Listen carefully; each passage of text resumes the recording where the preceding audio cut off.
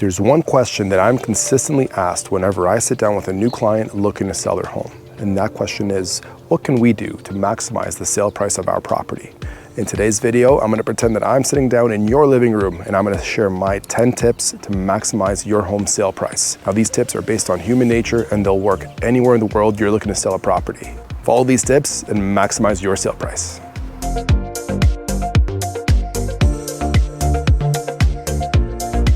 The last few years, selling a home has been quite easy. You didn't really have to do too much to your property. You could just list a picture of the exterior and buyers would show up and you'd probably get some offers. But nowadays, the situation has changed and buyers have a lot more choices out there. So you definitely want to do as much as you can to prepare your home before hitting the market so you can maximize that sale price once those offers start coming in.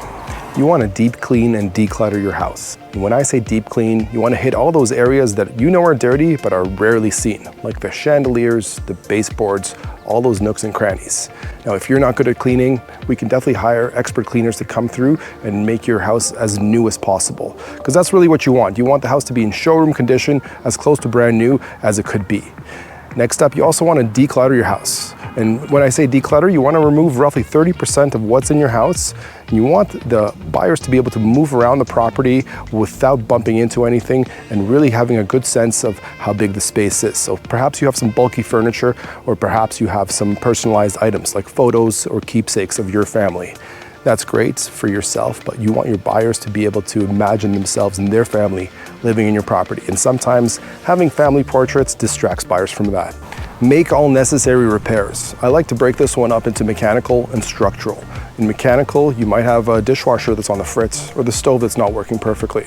Keep in mind, most contracts require you to have all your appliances in working order on the closing date. So it doesn't have to be a brand new appliance. You could buy a refurbished one or you could repair it, but it's much better to have it working before you even list the property for sale. Now, in the structural section, we have potential foundational leaks or other structural components that need to be addressed. Now, if these things aren't addressed, they might be a legal issue down the road because you as a seller have an obligation to disclose any issues with your property upfront to any buyers. And not doing so may hinder the value of your property.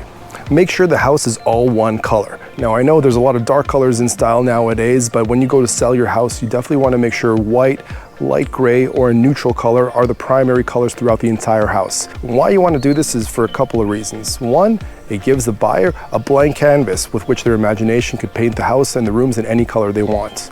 Number two, light colors make rooms feel larger as opposed to dark colors which contract rooms in size. Now, I know there's a lot of dark colors in style right now. I have a couple in my house. When I go to sell, I'll definitely be painting them in light color tones just to improve the ambience of my space. You also want to address any baseboards, kitchen cabinets, or door frames that have nicks or small imperfections in them. Now, wood filler and touch-up paint are quite simple and will easily return your house to showroom condition and improve that final sale price. Now, remember, first impressions are very important and curb appeal should never be overlooked. If it's springtime and you're getting ready to sell, you definitely want to do all the outdoor things you typically do, but you want to add some more as well, including power washing those driveways, removing any cobwebs from the eaves troughs, removing any dead plants or unsightly eyesores, including maybe an old tree stump that's in the way.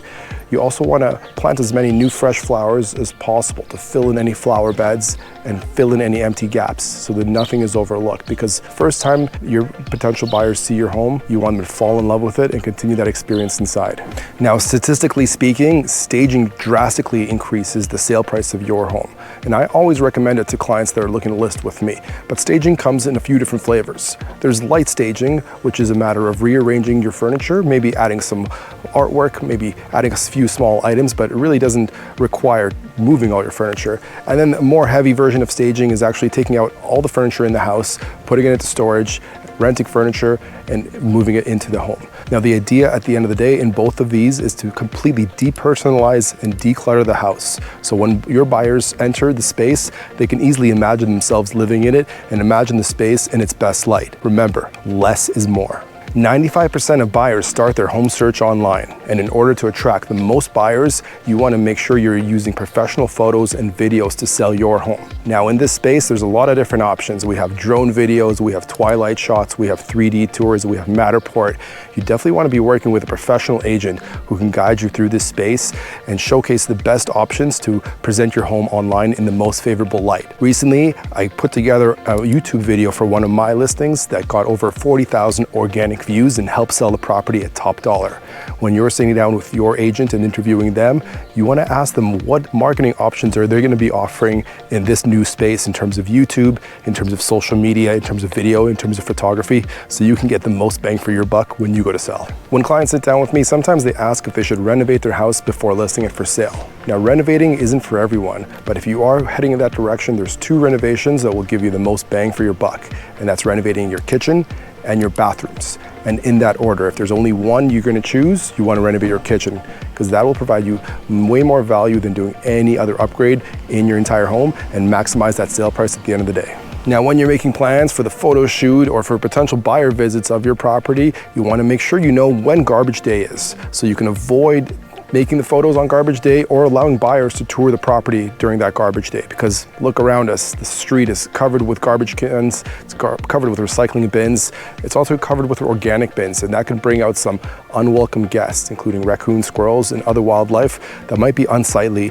and not provide that best first impression you want for your buyers to experience when they visit your home. Depending on the age of your home, you may want to hire a certified home inspector to complete a pre-inspection report on your property. A home inspection report will help you in two ways. Number one, it'll let you know if there are any issues with your house. Maybe there's something that you were not even aware of. It's much better to find out about this much earlier before the property is listed, as opposed to discovering it as the sale is taking place. Number two, a pre-inspection report will enable your buyers to not have a home inspection condition baked into their offer. Home inspection conditions, not a service to the seller. They allow your buyer to exit the agreement without any recourse, and they also allow your buyer to negotiate the price down if they find any issues in the property. So make sure you get that pre-inspection report completed so you can maximize your sale price. Now, we've done all this work to prepare the house for sale. We've taken amazing pictures, we've taken amazing videos, but the work does not stop there. Next, we're going to start showing our property to potential buyers, and we want to make sure that the house looks the same online as it does in person.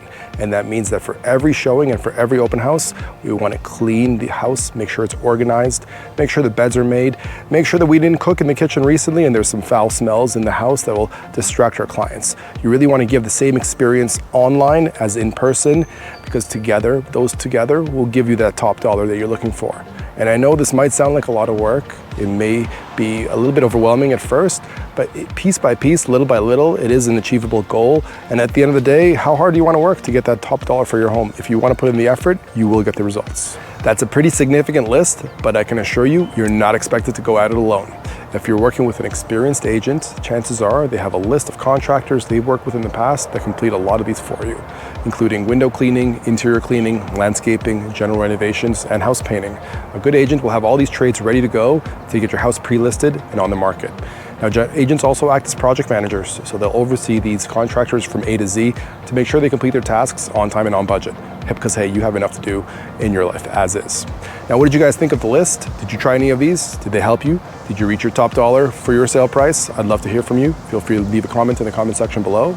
Moving forward, we're putting out a video a week about everything to do with living in Toronto, including Toronto property tours, Toronto neighborhood tours, and general real estate information. So don't forget to like and subscribe so you can be the first to be notified when a new video is released. That's it for today. I'll see you guys in the next one.